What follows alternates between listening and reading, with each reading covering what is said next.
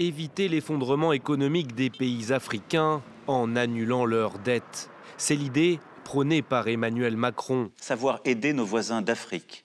Mais le chef de l'État français n'a été entendu qu'en partie par les créanciers internationaux.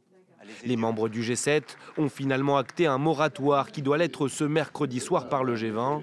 Autrement dit, une simple suspension de la dette de 40 pays d'Afrique subsaharienne.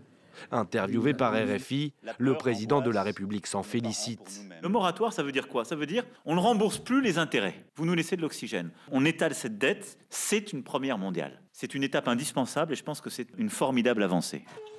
À ce jour, la dette africaine globale culmine à 365 milliards de dollars, dont 44 d'intérêts pour la seule année 2020.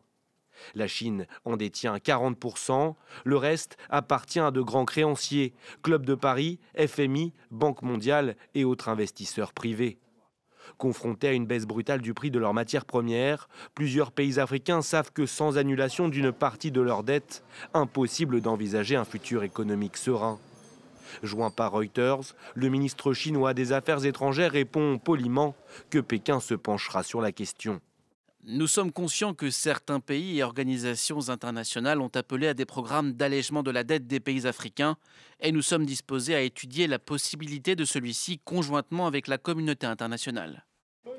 Écartée pour le moment, l'annulation de la dette de ces pays africains pourrait en revanche être envisagée en fin d'année. Ce sera du cas par cas.